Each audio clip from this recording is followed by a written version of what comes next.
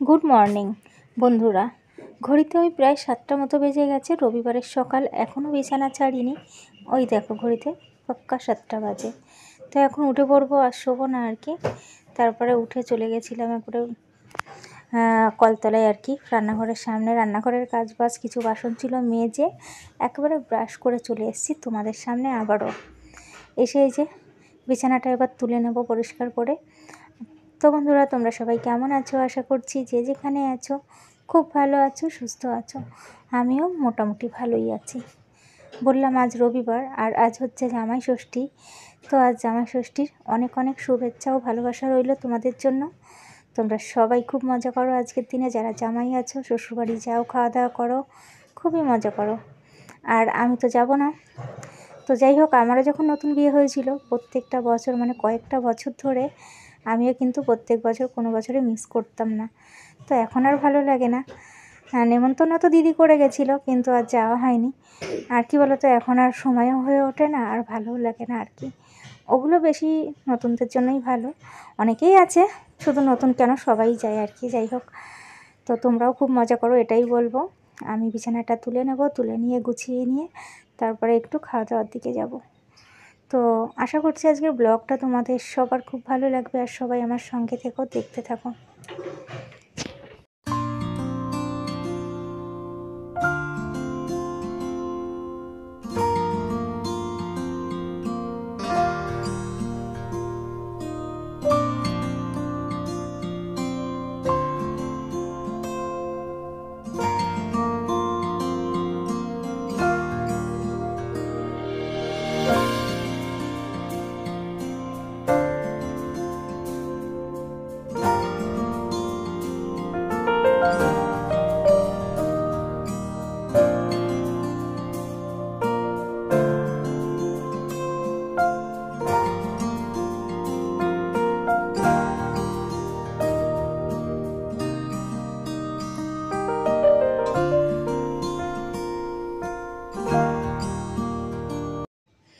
তো বিছানাটা তো গুছিয়ে নিয়েছি, আগে ভাবছি খেয়ে নেবো, তারপরে অন্য কাজের দিকে যাব।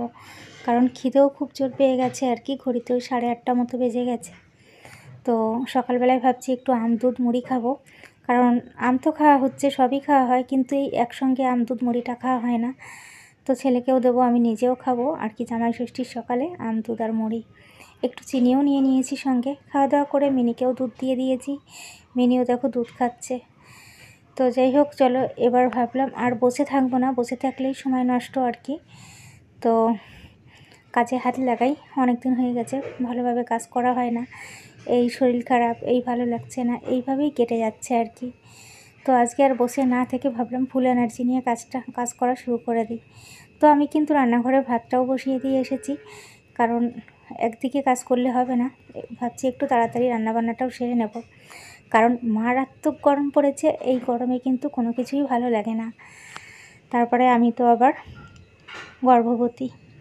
তো আমাকে দেখে ওই যে বললাম, যতটা না বোঝা যায় সুস্থ মনে হয়, আমি কিন্তু ভেতর থেকে অনেক বেশি দুর্বল। তো আমার কোনো কিছুই করতে ইচ্ছে করে না, সত্যি কথা বলতে। শুধু মনে হয় কষ্ট হয়ে যাচ্ছে, আমি হাঁপিয়ে যাচ্ছি, আমার শ্বাসকষ্ট হচ্ছে। এটা কিন্তু আমার প্রথম বেলাতে ছিল না, মানে বাবান যখন হয়েছিল এরকম কোনো সমস্যা ছিল না তখন আমার। এই যে আমি ভীষণ দুর্বল, আমার ভীষণ কষ্ট হয়ে যায়, মানে বসে থেকে থেকেও কষ্ট হয়ে যাচ্ছে, আমি হাঁপিয়ে যাচ্ছি, শুয়ে শুয়েও নিঃশ্বাস নিতে কষ্ট হচ্ছে।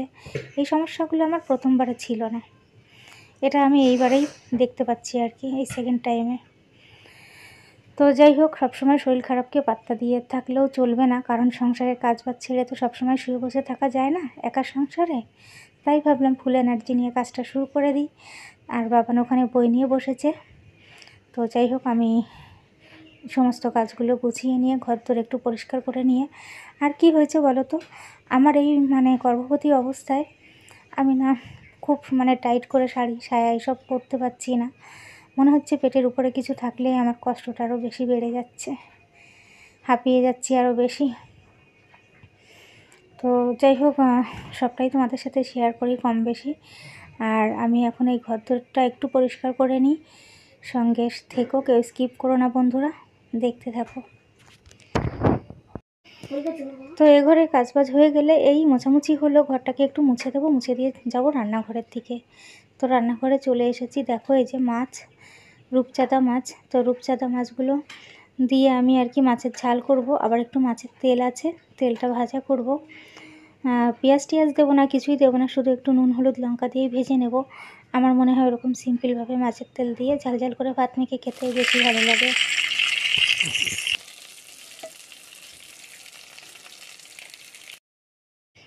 তো ওদিকে না মাছের ঝালটা বসিয়ে দিয়ে যতগুলো বাসন ছিল আর কি টুকিটাকি, তো এই বাসনগুলো আমি মেজে নিয়ে চলে এসেছি। ওই যে বললাম আজকে আর শুয়ে বসে সময় কাটাবো না, একদম ফুল এনার্জি নিয়ে কাজ করব। ভাবছি খুব তাড়াতাড়ি রান্নাবান্না সেরে ও ঘরে চলে যাব বাবানকে স্নান করিয়ে নিয়ে।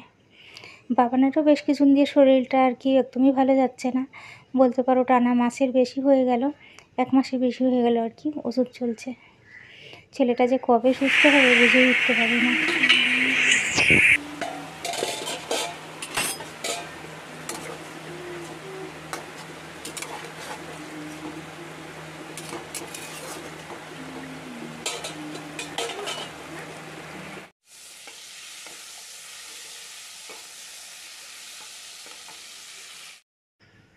তো এদিকে রান্নাবান্না তো কমপ্লিট হয়ে গেল, লাস্টে মাছের তেলটা ভেজে নিলাম।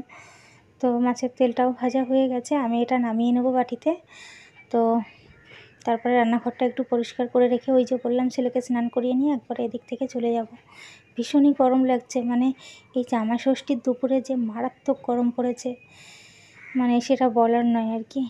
যেমন রোদ তেমনি গরম, একদমই ভালো লাগছে না, ঘেমে তো স্নান করে যাচ্ছে আমি একেবারে। তো চলো মাছের তেলটা নামিয়ে নিই।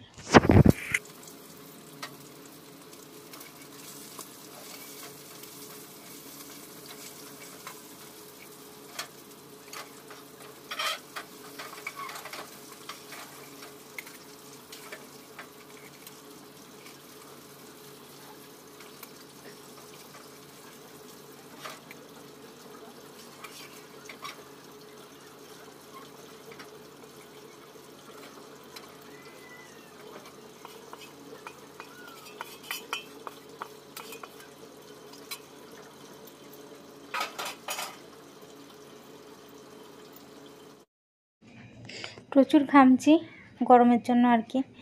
তো চলো এবার আমি গ্যাস ওভেনটা একটু মুছে নিই, যেমনভাবে প্রতিদিন মুছি গরম অবস্থায় তেমনিই মুছে নেব। আর এই রান্নার শুধু কড়াইটা হাতা খুন্তিটা বাকি আছে, এটাই মেজে উপর করে দিয়ে তারপর ওপরে গিয়ে কথা হবে। ততক্ষণে সবাই সঙ্গে থেকো, কেউ স্কিপ করো না, দেখতে থাকো ব্লগটা।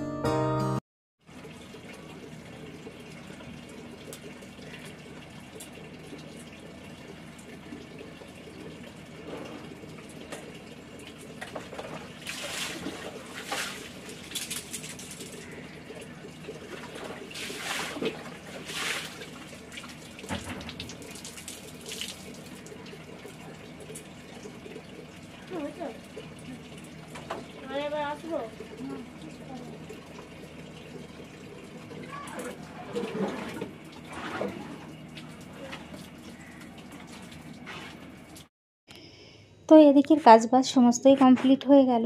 তো চলো তোমাদের একবার রান্নাটা দেখিয়ে দিই।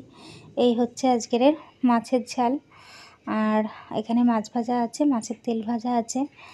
আজকে যেহেতু আমি খুব তাড়াতাড়ি রান্নাবান্না শুরু করেছিলাম, তাই আজকে আমার তাড়াতাড়ি রান্নাবান্না কাজ সমস্তই কমপ্লিট হয়ে গেছে। ঘড়িতে বাজে ওই 12টা মতো। তো দেখো 12টার মধ্যে আজকে আমার সমস্ত কাজ, মানে সকাল 7টা থেকে 12টার মধ্যে সংসারের A to Z কাজ কমপ্লিট করে রেখে রান্নাটাও করে নিয়ে চলে এসেছি। তো এখন খাবো না, ভাবছি একটু পরেই খাবো। খিদে তো পেয়েছে, তবে কাজ বলতে এখন বাকি আছে শুধু এই কাপড় জামাগুলো গুছানো। বাবান দেখো বই খাতাগুলো ব্যাগে ঢুকিয়ে দিচ্ছে, আর পড়তে বসবে না বলে। কারণ হচ্ছে সকালে যে আমরা দুধ মুড়ি খেয়েছিলাম, তারপর আর কিছু খাওয়া হয়নি। তো যাই হোক, ছেলেকেও খেতে দিইনি, আমি নিজেও খাইনি। তাই ভাবছি দুপুরের খাওয়া দাওয়াটা আজকে একটু তাড়াতাড়িই করে নেব। আর যেহেতু মারাত্মক গরম পড়েছে, খাওয়া দাওয়া করে একটু রেস্ট নেব, শরীরটাও তেমন ভালো নয় ওই জন্য। তো আজকের ব্লগটা বন্ধুরা তোমাদের কেমন লেগেছে ছোট্ট একটা কমেন্টে জানিও। ভালো লাগলে অবশ্যই একটা লাইক করো, আর আমার চ্যানেলে নতুন হয়ে থাকলে চ্যানেলটাকে সাবস্ক্রাইব করে আমার পাশে থেকো। তোমরা সবাইও অনেক ভালো থেকো, সুস্থ থেকো, আর সব সময় সাবধানে থেকো।